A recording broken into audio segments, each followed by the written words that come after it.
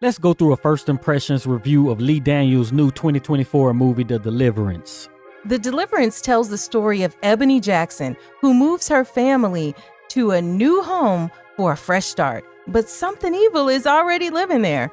Inspired by terrifying true events from the life of LaToya Ammons, The Deliverance is a supernatural thriller. The film is full of seasoned actors like Ingenue Ellis-Taylor, Glenn Close, Omar Epps, and Andra Day. Even Academy Award winner Monique has a role in this film. And you know she hasn't worked with Lee Daniels since they fell out after 2009's Precious, when Lee had allegedly wanted her to do international promotion for the film for free after she agreed to do the film for the low price of $50,000. Anyway, y'all, let's discuss The Deliverance and whether it's worth a watch. I'm Heit. And I'm Cheri. And you've discovered Axiom Amnesia.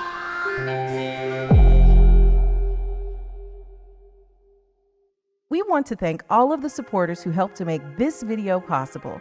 If you want your name to appear alongside these contributors, make a one-time donation via Cash App or click the thanks button on this video, or you can head on over to patreon.com/axiomamnesia or become a channel member by clicking the join button to enjoy all of the benefits of becoming a monthly subscriber.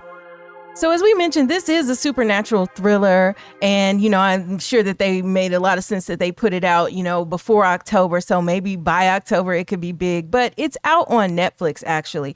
So what we're going to do is we're going to give our review, our non-spoiler review. So that's where we are here. And then after that, we'll have a section that'll be spoilers, but we'll let you know ahead of time. So Andra Day's character name is Ebony because she's black. Yes.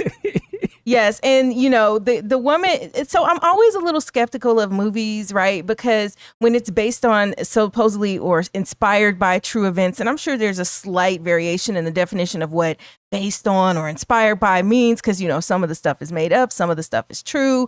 And we don't really know which is which in this film. So I'm always a little hesitant to be critical, because if this is what the woman says happened to her in her home, and I don't want to be criticizing, you know, real life actual people and their lives and the challenges that they've had. But at the same time, so as we're doing this review, I feel like I'm talking about the character. This is no reflection on the woman on whom this film is based. Right. You know? So I just see it as a movie. I don't know nothing about nothing that happened. So all I could do is look at a movie and say, this is what I saw in the movie.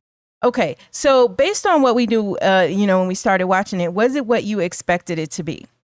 I had no idea what this was. So I will tell you, when I started watching it, I'm like, oh, this is one of those things like Them. And the what's the old boy's name who made Us and Jordan Peele. It's a Jordan Peele-esque horror, right? And in those that's what we're hoping for. Yeah, well, no, that's what it is. Even if they don't execute it well, that's what it is, where it's these things are happening to people and we can't really say whether or not it's really happening. But in a lot of the ones that came after, it wasn't really happening. Like, what's the movie with, I think it's Sanaa Lathan, where she's at the college? Oh, no, that's with Regina Hall. Yeah, was it Regina Hall? Yeah, it was Regina Hall, and is it The Master? I think it's The Master. Yeah, The Master, and like that. So something happened. We don't know. Even at the end, we don't know if it's going to happen. That's what I thought it would be after watching for a while. And I'm like, oh, this is one of those movies. And, you know, and speaking of The Master, like, I thought that was an amazing film, and I really wanted to cover it, but, you know, it's newer, and then a lot of people seem like they didn't really like the film that much. And so go to the comments. Have you guys seen The Master with Regina Hall? And let us know if we should maybe think about covering that movie, because I thought it was good, and, you know, maybe we can talk about it at some point. So anyway, back to The Deliverance. So we have this kind of what I would call like a star-studded cast, right? You got Glenn Close. Like, Glenn Close has been famous forever in both film and on stage. Like, she is a seasoned actress. Glenn Close plays Alberta, who is Ebony's mother. So Ebony is biracial. So the thing I liked about this movie is that they had this, like, you know, different elements of the dynamic that's going on, right? Because you have the racial element, you have this supernatural weird thing happening to me element. And so I thought that, you know, was a pretty good, you know, mix of interesting things that could be the problem and stuff that's, you know, distracting you from the main fact that basically they move in this house and strange stuff starts to happen. Now, one criticism up front would be that how many times is it we moved into a new house and strange things are starting to happen? And then look at this door, but never go into this room. Yes. So, that's kind of this thing. But, I think they kind of do that with like monster gobbling type of movies. You know what I'm saying? And Beast, and then they start to put it in all these other movies. And it's just like, yeah, moving to a new house. Maybe something's going on in the basement or not. I don't know. But yeah, it gets kind of old of these same premises, but it always has to be. But I think what's different here is that it wasn't that you got into this new home and you're way out in nowhere, because they usually move from the city to nowhere, or they're going to visit a cabin or some place that's kind of in a deserted type area where your phones won't work and stuff when all this weird stuff is happening to you. You in the city with, your neighbor being like a foot next door, So I thought it was interesting. The other thing I thought was very interesting about the characters, number one, this is Andra Day, who is playing Ebony, the main character, and I had seen her in something else before as an actress, and maybe she started as that, but of course that song Rise Up, like that's the song she sang, and she's an amazing singer and stuff like that. And so to see her as an actress, I think is is refreshing, and I think she did a pretty good job, because when I see her acting, like I feel she's believable. Like she was pretty good to me, and held her own against people who are Academy Award winners. Because I don't know, does Glenn Close have an Academy Award? Let me check. Glenn Close is one of the 5 most nominated actresses in Academy Awards history. Really? She has received 8 Academy Award nominations for her roles in a few different movies, like The Natural, The Big Chill. These are the nominations. Fatal Attraction, stuff in the 80s, mostly. Dangerous Liaisons and some other stuff. And she also played in a movie we watched recently, Hillbilly Elegy. She was the grandmother in that movie as well. So, Glenn Close, like she disappeared, or at least I feel like she disappeared. Maybe she was on stage, but now she's kind of back to the films lately because, she was in Hillbilly Elegy in 2020. Yeah, but I couldn't tell. Yeah. Yeah. Well, she looked different. No, I'm just talking about the role. I couldn't tell that she's just an awarded, an accomplished actor. It's just, I don't know. You didn't think she played it well? Or so part of it is the role that she herself said she couldn't do. Basically, a white person who just grew up around black people. So you didn't give that. Okay. I didn't even know that was supposed to be the case. I'm saying that, but also that when I watch the role, I don't be like, oh my God, she's so amazing. It's just like you are there, right? And then I'm looking at Andra Day as all right, you have to pull this, do this. The weight of the character. Yeah. Yeah. So Glenn Close, like I said, she's very, very decorated. So back to what you said about her not being able to play the role of this white woman who grew up around black people or was around black people. Glenn Close, she said that she really didn't know how to approach this character, which is interesting for somebody who is, but seasoned as she is, but maybe she just had not had this experience. And it's later in her life that she is, being in a Lee Daniels movie, because why didn't they find somebody who knew black people well enough? I don't know, but then to me, in the role that we saw, she seemed black, believable. Okay. Yeah, I mean, because the other thing Lee Daniels says about her is that every black person knows a white person like this. They know this character, right? Yeah, there's in the hood or wherever you are, there's a white person who is culturally black, right? Yeah, but just because he say that doesn't mean that the actor pulled it off.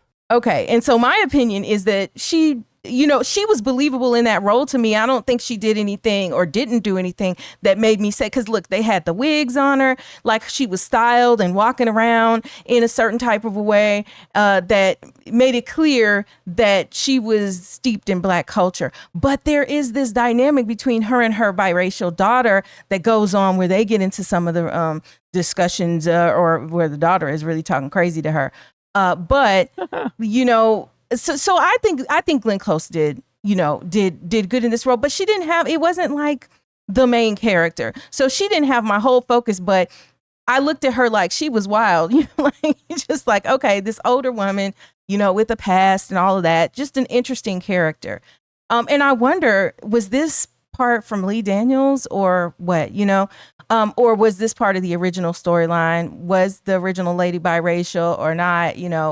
I don't know. We talked about Monique being in this film because, her and Lee Daniels made up. We heard she would be in a movie. We had no idea what movie it would be. And apparently this is the, work that Lee Daniels gave her, right? Because, after she had been kind of, I guess, blackballed, right?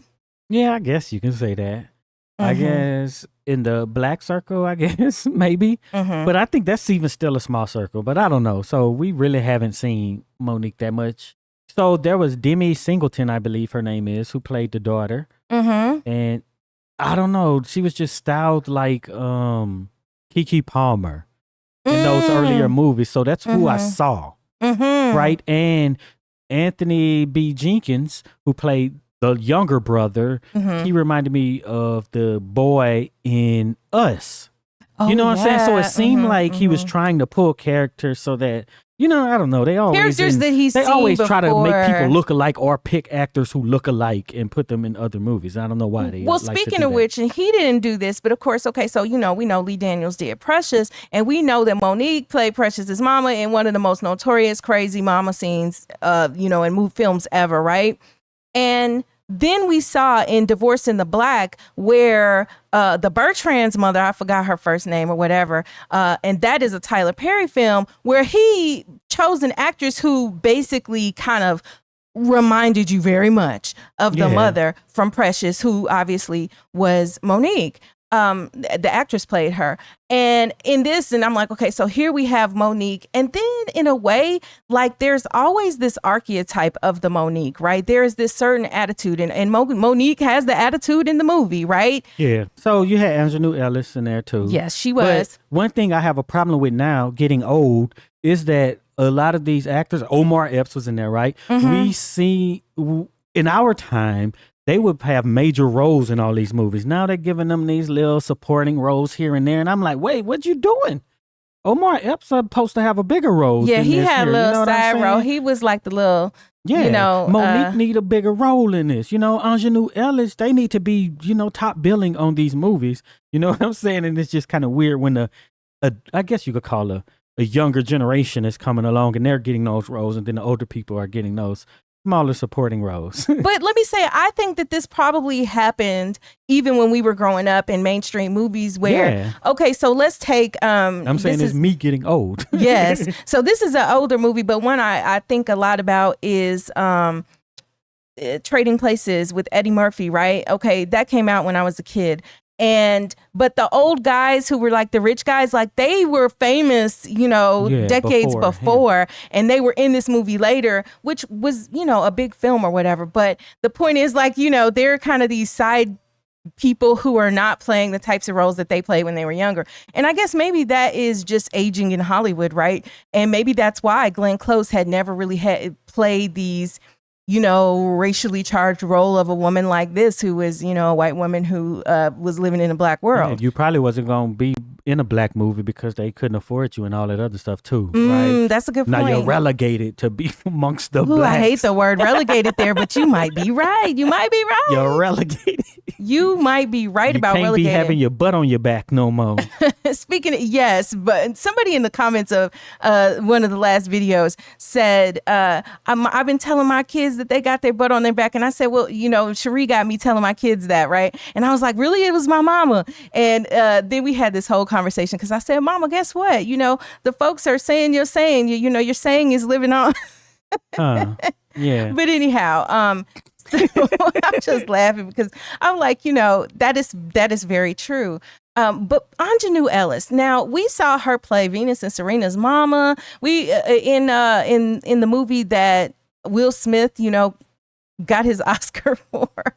The most recent one, The Year of the Slap, King Richard, right? And Aunjanue Ellis is just amazing, and she's been around for a long time, and I feel like she just now, like in the last 5 years-ish, is kind of starting to get her flowers a little bit. But like, she's an amazing actress too, who had a much smaller part in here. But what I will say is the acting to me was good, and that is the difference between a film that might not necessarily be executed well. And I'm not saying this is the case. We'll get to that. But that's the difference in a film that might not be executed as well and has amazing actors like you. That is not a criticism, because the actors are doing what they're supposed to do. But we also had Kayla MacLachlan too.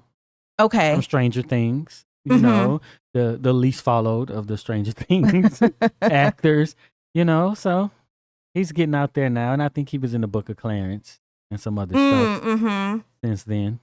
Okay, so let's get to our rating for this movie. Okay. All right, so for my rating, let us talk about the plot. I think the plot was okay, but my issue with the plot of this film is that it's the same issue that I had with the movie Exorcism, The Exorcism. We reviewed that on Axiom Amnesia 2.0. I'll put a link. That's the one that had Chloe Bailey in it. And to me, it's like I feel like I've heard this story or pieces of this story a million times, and I kind of would love a fresh take or a fresh perspective on the story. I did like the dynamic, exploring the dynamic between the mother-daughter issues and the racial part of it, because I felt like that was a new element that isn't usually explored so much in supernatural thrillers like this. But so for that, the plot, I'm gonna give the plot like a 6. It wasn't the worst. I'd say 5 is average, slightly above average. What about you? So for me, I think that, I don't know, you heard me watching and I'm just like, give me something, right? Because just the pure story of the relationships between these other characters wasn't doing it, right? Especially when you're throwing in this supernatural or this thriller mystery aspect. I need to know what's going on. You got to give me something before halfway to film. Yeah. So I need to know, instead of just something creepy. You may be hearing a sound, you may not. Something may be going on, something may not. So I give it about a 5 on plot, but because even after that, and we'll get into it later on, what actually happens, then it just kind of fell flat because I'm like, this is it? This is what happens? Because if it's a true story, then it's like, wow, this happened, right? But if I'm just watching a movie, then I'm like, yeah, this always happens. And it happens so much that when I see it, I'm like, why did you make that happen? This shouldn't be going on. So you get a 5 on the plot. Yeah. And maybe, and I back to us getting older, maybe it's that we have just seen and consumed so many of the films, and y'all probably gonna laugh at this. Tell me, did y'all watch scary or horror films when you were a kid? Because when I was a kid, a young kid in the 80s, I was young in the 80s. I was in like first grade, second grade, and I was watching, because we had the cable, and my parents had to work and go to school and other stuff. I would be watching like horror films. Like straight out R-rated horror films like Friday the 13th, Halloween. I was watching that stuff as a young kid. Because one movie that I do remember that, I don't know why, but it was called Saturday the 14th. I never saw that. And they were like, Friday the 13th is bad, but Saturday the 14th is worse. Oh my gosh. So, yeah, because, Friday the 13th was such a big franchise. If you're a younger person, and you just don't know, like Friday the 13th, there's the point where the sequels just, got silly and, Freddy versus Jason, and, okay. But like some of those original ones, the original Halloween, because I know they done Halloween 20, Halloween 25, Halloween 50, all of that. Those original ones were like scary. And I'm talking about those movies, stuff that came out in the 70s and 80s, like The Hills Have Eyes, The Texas Chainsaw Massacre. Like those were some, to me, top-notch, cult classic, scary films. And if you haven't seen all of those, most of them are streaming these days, and you like scary movies, check some of those out. And of course, then you have the supernatural thriller realm of things like The Omen and The Exorcist, right? And, some of those had sequels as well. So to me, when you see it done well, and maybe we've seen the parts, I'm like, oh, this looked like The Exorcist. And then when the whole movie is just parts from other stuff that I feel like I've seen before, then, back to the whole idea of the plot, that's, kind of like what makes it not as exciting. But maybe it's just because I'm getting old, right? I don't know. I haven't figured that out. Tell me what you guys' experience are with these movies, like now that you've seen so many movies as you're getting older. Yeah. All right. So speaking of that, when it comes to entertainment, I think it's just something to pass the time, right? It's not like I get it and then I'm like, "Woo, yeah, I want to see some more of this," or it just passes the time. I get to see how these different actors, played their roles and those sorts of things. But that's pretty much it. So I'll give it about a 6 for entertainment. For me, for entertainment, I feel like I'm going to go ahead and give it a 7. And the reason I'm going to give it a 7 is because the film makes you think about some things you might not have otherwise thought about. And to me, the gem in this film is that mother-daughter dynamic, the complications of them being different races, all of that. And I in a way, I would have liked to see that be explored a little bit more, although I know that was tucked within a scary movie. But so that you mention it, I'm going to go back. Mm-hmm. I'm going to give it a 6 on the plot and a 7 on entertainment as well. Okay. Because... Wait, hold on. I don't think we've ever seen Heit change his ratings or anything. But, okay. Yes. So just note this date in history. I think that we're not at the trailer yet, but part of the thing is that Monique is like a social worker, right? Mm-hmm. Her character, I think it's Cynthia, whoever, Miss Henry, something, I don't know. But she is a social worker, and we basically have to see whether or not she's going to take this woman's kids, right? Mm-hmm. So she's been investigated, and all this spooky stuff is happening that may even contribute to her taking a kid. So I think that whole thing there, I did want to see how that stuff played out. And I think that's a very interesting film. If that had been the primary focus instead of, the supernatural part being the thing of the movie. You know what I'm saying? The theme pretty much for me that stood out was, dang, how is this going to be resolved if this other stuff is actually happening to this family? Right. In this house. Right. So, yeah. So you change your score. Okay. Let's talk about editing. For me, the editing, again, to me, 5 is average. I'm going to give the editing a 7, slightly above average, because I think that you have to edit these scenes well to make the audience feel a little bit afraid. Like, I felt the anticipation of certain scenes and whatnot. And so I think it was okay. It wasn't like exceptional. To me, one that might have been edited exceptionally would be like a Get Out, where you're like, oh my God, what's going to happen? How are we, they did have in here where they would switch between two things kind of happening at the same time. And I thought that did help to to ratchet up some of the anticipation and nervousness that the audience would feel. So I'll give it a 7. Yeah, I think they moved the story along, right? So, and that, there was the part at the end, right? So all, this stuff got to culminate all at the end to some big extravagant thing. I'll give it a 6 because at the end, Cheri said, the landlord ain't giving you your deposit back, which means they nailed what they were trying to Yeah. And once you watch the film, and if you watched it, then the landlord ain't giving you your deposit back for this here. Yes. All right. And then, so let's talk about cinematography. Again, cinematography, I'm going to give it a 7. It was better than average, I would think. But then Lee Daniels is a seasoned director. We would expect that the visuals, the shots, the angles are, they're going to be on point. But again, there wasn't anything where I was like, oh, that was an amazing shot. So I didn't feel like that, which is, I'd give it a 10. But, it was better than average. And what I would expect from somebody who's, good at what they do. What about you? Yeah, so I would probably give it about a 6 because meets standards, you know what I'm saying? It moves the story along. I see everybody and all this, and they were very clear, right? So you see Andra Day sitting on the porch. She's supposed to be beat down and tore up, but she was looking pretty good on the porch. You know what I'm saying? Like, because of the lighting and the makeup and everything was just so spectacular. So there may be a knock against it, but that's what I like about films, though, when they're clear and crisp like that. Yeah.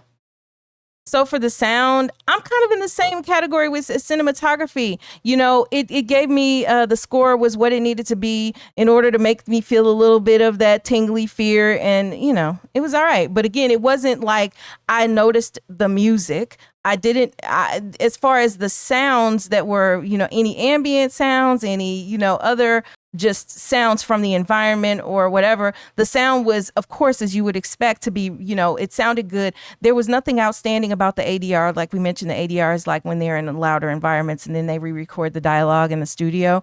There was nothing that made me say, oh, clearly they recorded this in the studio. So I think, but you expect that from a seasoned director. You expect it to meet standards at least. So, I'm giving it a 7. Yeah. So I'm going to go ahead and give it an 8. Really? Yes, because I'm starting to see this more often because of instrument choice and stuff. It sounds like in our black horror genres now, it sounds like reaching back to Tales from the Hood and how they did the score on that one. Right. And I can't remember exactly. I have to go back and watch it again. Tales from the Hood. But I think it's part of the Dolls stuff and maybe some stuff at the beginning. But yeah, those sounds and whatever type of stringed instruments they're using, and maybe even Get Out incorporated some of that, and that could be some of the influence. But yeah, I think of Tales from the Hood and the creepy sounds that were used with, I don't even know if it was a violin or a violin banjo, what I'm saying, stacked or whatever, overlapped. I don't know, but yeah. So just because of that little thing, and I'm like, oh, okay, I like that. So you could get an extra little star for that. Yeah. All right. And so finally, let's get to the acting category. To me, these seasoned actors, I think they did a good job. I was quite impressed actually with Andra Day, who I think is probably maybe a lesser experienced actor than, obviously the ones who've been acting for decades and decades and are a lot older than her. I think that she did amazingly and other people. So actually for acting, I'm giving that a 9. I think the 9 might have been the highest acting score I've given in the movie since we've started reviewing the acting, but I'm giving the acting a 9. Oh, wow. Okay. So I'll just go ahead. I'll give it about an 8 for the acting because, like you said, they're seasoned actors. They play their parts. You know what I'm saying? And I don't look at it and be like, dang, that was bad. They didn't do this right. And this isn't convincing, except the whole I've been around black people all my life. Right. But not knowing that that's what was supposed to be the case, you know what I'm saying? Then I just look at it like, okay, she played that part good enough as, her mother and their little dynamics and stuff that they had going on. So you ended up with a 6.7 out of 10. 6.7. I think, so, and then I have a 7 out of 10. I think that means that, this is a better than average movie, right? Yeah. According to our ratings. But, I think it's worth a watch. At the end, when I say, is it worth the watch? It's worth the watch. Yeah. And I don't think you'll be disappointed. And there's some interesting enough dynamics such that if you're not like a horror fan or you don't want to mess around with any of that, worrying about, any spirits or anything like that there's enough there for you in the other aspects of the dynamic, which we're going to get to in a minute. But in the spoiler, I'm going to roast it because that's just what I. Yes, there's. It's not perfect. This next section will be some roasting. But a 7 out of 10 isn't bad at all. So I think you guys should watch it. And if you've already seen it, let us know in the comments what you think. We're going to be continuing. Now we're moving to the spoiler portion. So if you want to watch it before you hear about the film and all the fine details, then go ahead and hop off the call now. Hop off the call. You know how they say on the Zoom, go ahead. I'm going to hop off the call. Hop off the call now. Otherwise, stick around because now we are about to talk about the full-on rundown of what happens in this movie and the stuff we liked and didn't like about it and all that. All right. So here, let's just give a kind of a summary of the movie. So like we said, they move into this house and then there's a smell in the basement, right? So, I guess that's supposed to elicit like death and whatever. Turns out it was a dead animal, right? A dead cat. But she has the basement of this house she just moved in and she ain't never been down in the basement. Yeah, that's very strange, yo. So they get there, the kids, three of the kids start acting strange, especially the youngest son, and whatnot. Then the social worker is visiting. So we're finding, this is Monique's character. We're finding out a little bit more about what's going on, and why is the social, this ain't normal, so what's been going on? So it kind of gives you a little bit of cliffhanger. But we also, in the process, find out that the father has reported, Ebony, because they're not together anymore and he's in the military. He reported her, said that there was drinking and drugging and and we're going to get to that because we're going to actually just break down the scene where Monique, the social worker, comes in. So I'm not going to talk too much about that right at this moment.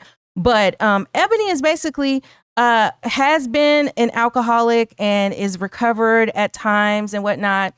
And her mother, the one played by Glenn Close, Alberta, she's on chemo, so she's got a whole lot of going on. And then the kids are going berserk at school. And they take the kids to see a doctor. Doctor says nothing is wrong, but look, we see bruises, where these bruises coming from and everything. And so everybody, including her mama, thinks Ebony is abusing these kids, right? Then she just might be. And she just might be, right? Because she's like smacking people and stuff. But the thing is, it also, like we talked about, it brings up these issues because some of us do this, right? You might see it as, that's not abuse. She just smacked her child, one time. Or, she raised her voice and yelled at them a certain way and said certain things about them. So that's going on. So, that's very interesting because I'm like, dang, what? Is she abusing him? Is she not? Because, well, we know that in the early film she does because she smacks him at the table, at the dinner table, and he starts bleeding. People won't call this abuse, right? Because they like, I'm just whipping my child. You know what I'm saying? And at what point is the point where the child should be removed from the house too? So, it's a lot going on. And then at this point in the film, I think we were both, because you're always trying to guess like what's going to happen. What is real? What is real? Is it real? Is Ebony crazy? Are we going to find out this is all in her mind and, it's no demonic thing going on in this house? Or, is it both? What, which is it? Because we know Ebony has her own personal demons. Full disclosure on that. Basically, Ebony is presumably, drinking and whatever to cope with abuse that she suffered at the hands of one of her mother's boyfriends when they were growing up. So this is another thing that complicates the relationship between the mother and the daughter, as things go on. And we'll get more to that later. So, but back to like just the basics of what happens. So she takes it to the doctor, the kids to the doctor. The doctor says nothing wrong, but look, they look like they got some bruises on them. What's going on with that? And then after that, they leave the doctor. This woman who is, this is Aunjanue Ellis's character. This woman who has kind of been showing up their house, looking out. You know how it is in these movies. You got somebody outside in a car and then they speed away when you notice them. Why is this person looking at me? Yes. Watching me. So come to find out, Aunjanue Ellis's character is this evangelist who basically says that she knew the family that was there before and then tells this horrible story of what happened to that family. Basically, she lost the son who had become possessed. So she's like, look, basically it's a demon in this house and I was just trying to confirm what I thought I knew about this demon, blah, blah, blah. And this is why I've been kind of stalking your house.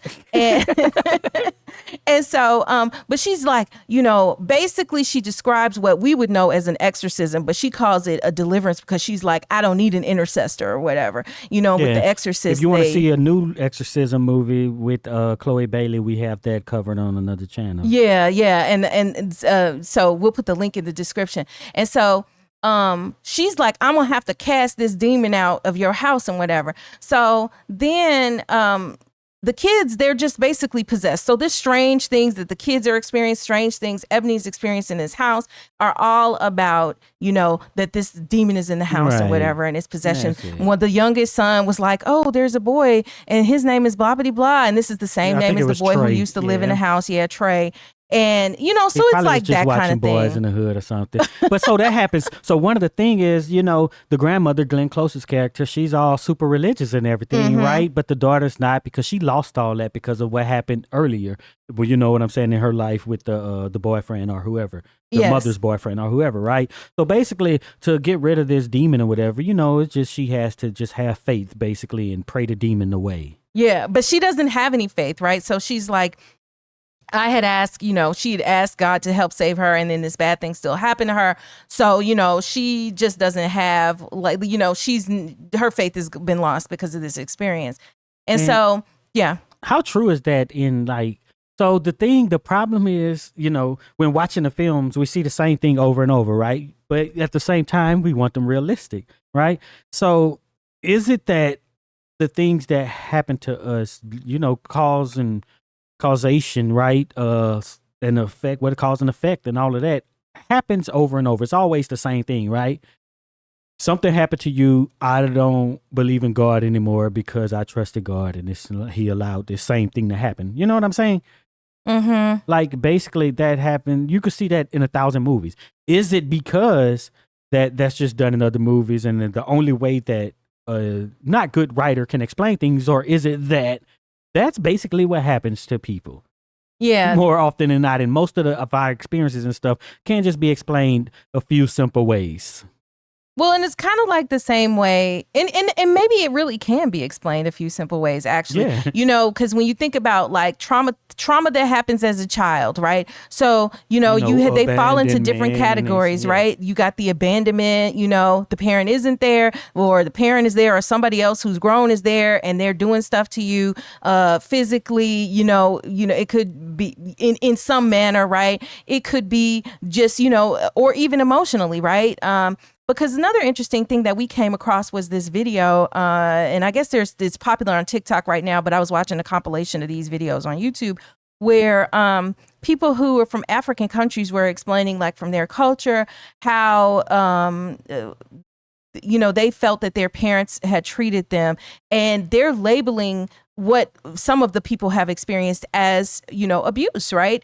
Where they had been spanked to a certain point, or, made demands made of them in certain ways and whatever. And since, and maybe people in the comments, because I'm sure that we have some viewers who are actually from some of the African countries, let us know what your thoughts are in the comments. And I don't want to speak to what, goes on in somebody else's culture. I mean, obviously, if, we're all Black, we have our own different cultures and we best speak to our own cultures.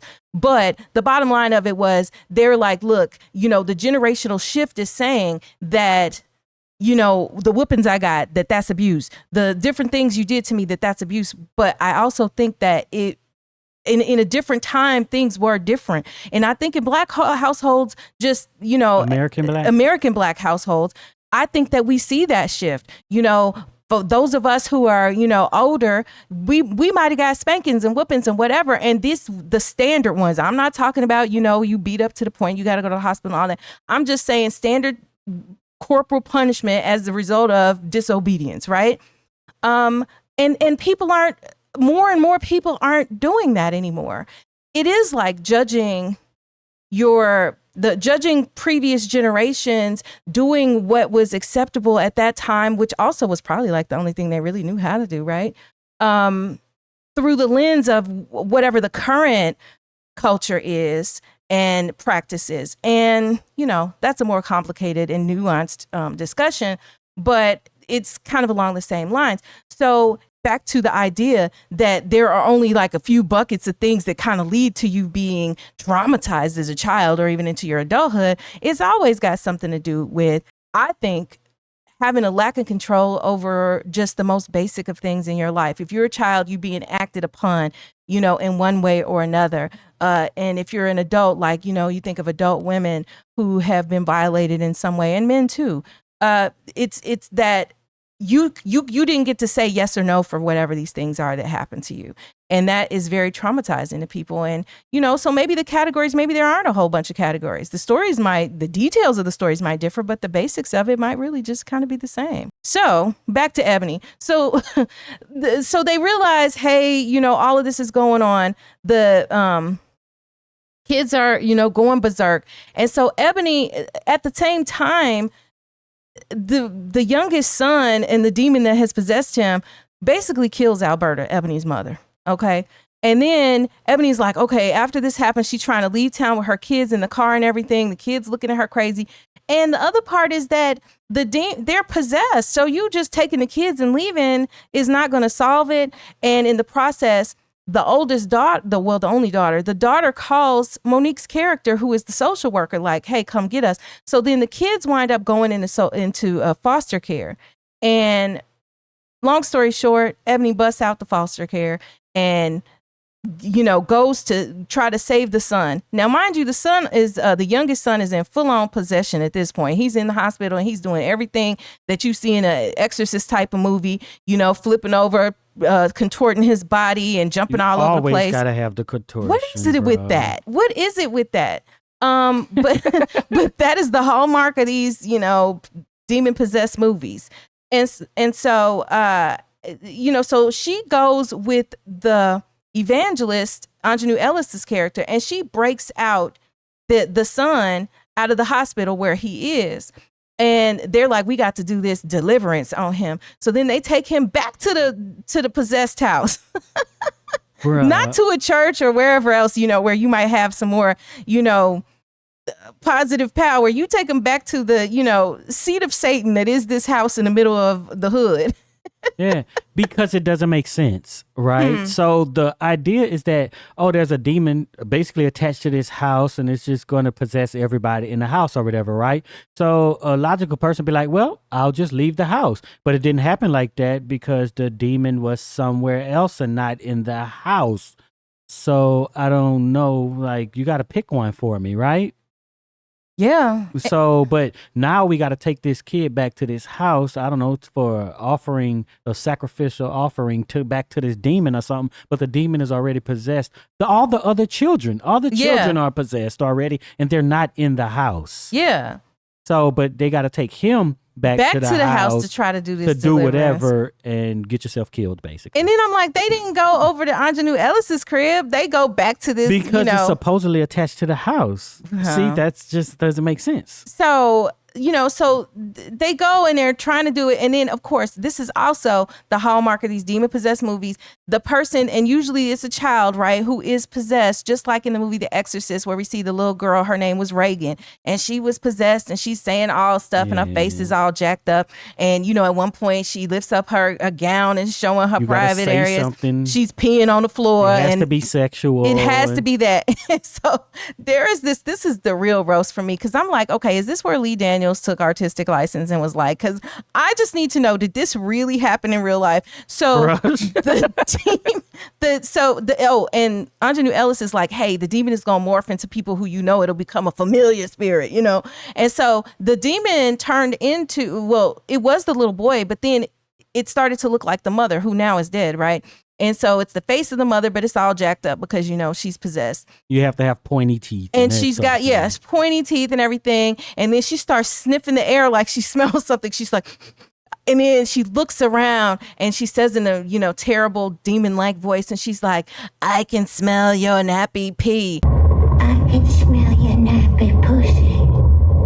I was just like, okay, see, this is the problem with this, is that they do this in every exorcism movie. Foul and ridiculous, but also, like, do you want me to laugh? Because I'm supposed to be scared in this moment, and when you say something like that just makes it throw into the, like, ridiculous for me.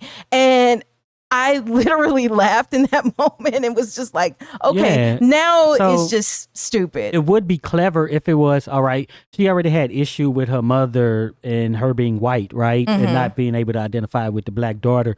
She used the word nappy. If you just talked about her nappy hair or something, then that would have been, it would have hit more like, ooh, the demon is really trying to, get at her. I mean, because there were some good potential for good dialogue here. I think instead of saying, I can smell your nappy, cooch or whatever, I think if she had made the reference just straight on, because see, the daughter was talking about how, this racial thing, and she was talking foul to her mother when she was alive, and just basically the way nobody ever should talk to their mama was crazy. If you wasn't old and sick, I'd lay you the fuck out right now. Cook your collard greens and play Stevie Wonder. Fuck all these black men. You just like every other white bitch out here. Down with niggas till it's really time to be down with niggas.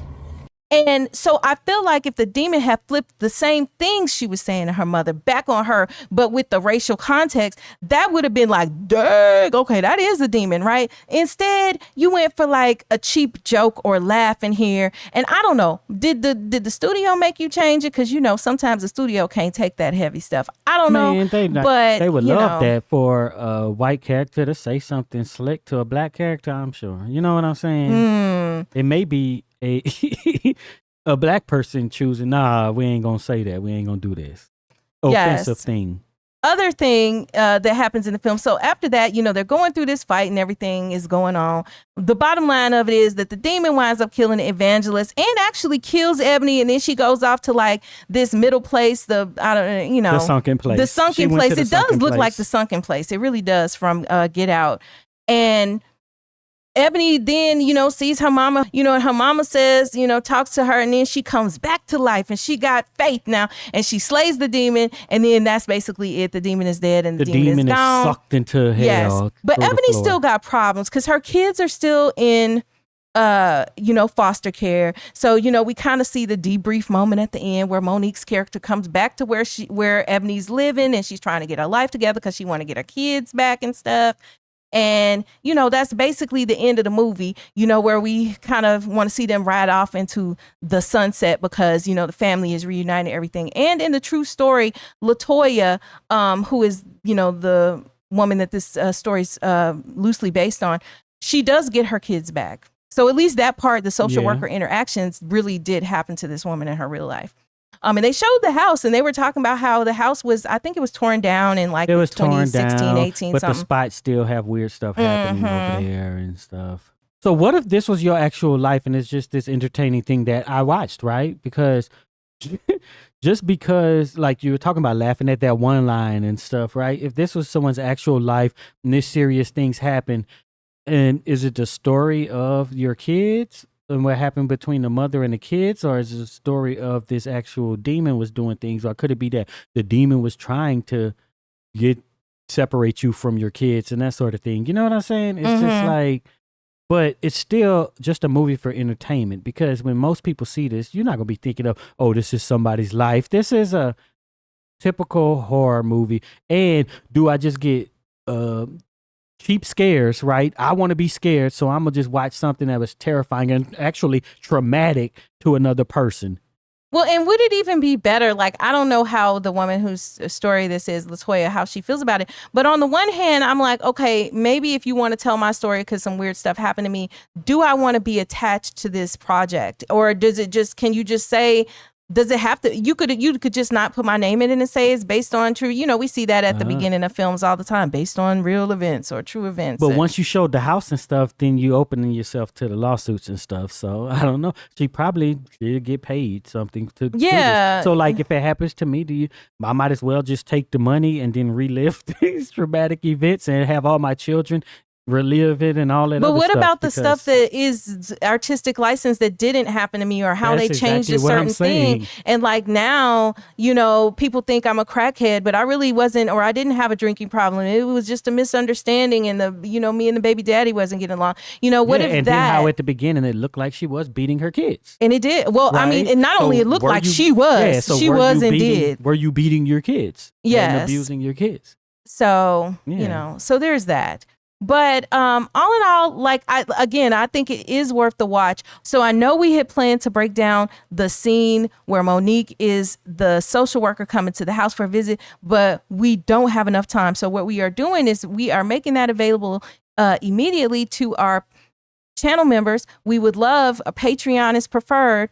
We would love for you to become a member and then be able to have access to the exclusive video where we do break down this scene. And join us there. And the links will be in the description, link to the videos, as well as how to become a member. And then you'll be able to see the breakdown of the scene with Monique, because to me, that was really, really, really good. And we'll also be putting out a breakdown of the scene between mother and daughter, where they just get into some of the craziest dialogue you ever want to hear between a mother and a daughter who are different races. And if you made it this far into our review, go ahead and type $2,400 deposit in the comments so we'll know you're one of the real ones who stick around to the end. And be sure to check out the video that's on the screen right now.